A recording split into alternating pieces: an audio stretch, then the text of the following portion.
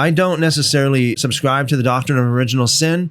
I don't believe that it is really in accordance with the Torah or the prophets. Now, the doctrine of original sin, a little bit of history, as I understand it, really was promoted by the corrupt St. Augustine of Hippo, a Roman Catholic father. He's the one that really took the doctrine of original sin, like we're all condemned because of Adam and Eve, and he ran with it and he publicized it a lot. And in my opinion, it was an unfortunate thing, along with several other things that St. Augustine did, which I think is very unfortunate and not in accordance with the truth. I believe that his contemporary, St. John Chrysostom of the Orthodox Church, is more in line with the truth as opposed to Augustine.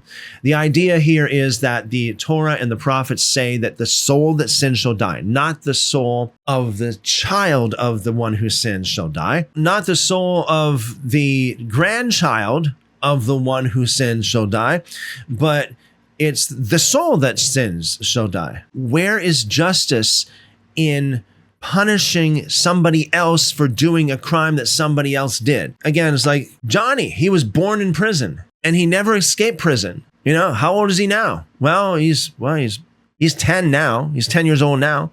Johnny, what did you do to deserve being in prison all your life from birth? I'm here because my extremely great grandfather committed a crime. And that's the reason why I'm here. Is that good? Is that justice? Is that something that, we say, oh, yeah, Johnny, you deserve that for sure. Definitely. You deserve to be born in prison and to be kept in prison all your life because your super great, extremely great grandfather was a criminal. No, the criminal pays for the crime, not the son of the criminal or the grandson or the great-grandson or any of it's the criminal himself that pays for the crime, right? The soul that sins shall die. I know somebody might say, well, it says in Psalm 51, I was born in sin. There's a big story behind that. A lot of Christians don't know.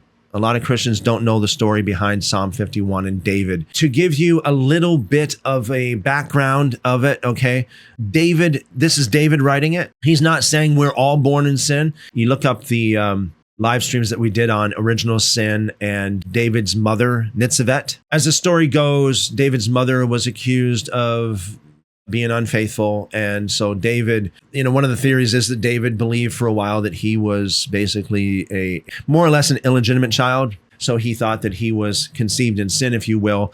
And so this is why he wrote that. It's similar to the story of Mary and Jesus, right? Because David and Jesus are very, very similar. Like they're almost like mirroring each other. This as Jesus is the son of David, David really reflects Jesus, or vice versa, however you want to look at it. The story goes that the rumor had it that Mary was unfaithful and, Joseph wanted to divorce her because of that. And, the whole story, right? So a similar story like that is surrounding David and his mother. Okay. So apart from that, my question is, where in the Torah does it say that original sin is a thing? Where does it say that if one person sins, all of your children pay for it?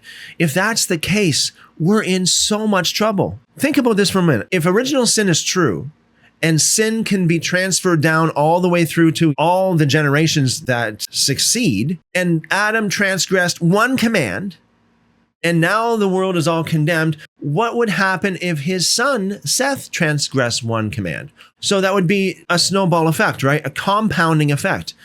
So if the doctrine of original sin, or the concept of sin, the condemnation of sin, is passed down to descendants, as the doctrine of original sin would imply, if that's the case, we're all super bad shape right now, because we've had how many thousands or hundreds of generations since Adam?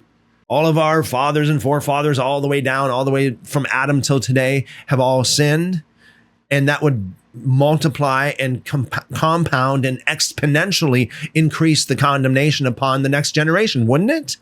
Wouldn't it? So the doctrine of original sin, in my estimation, is false. I believe that a baby is innocent. A baby's not a sinner, because a sinner is somebody who commits sin.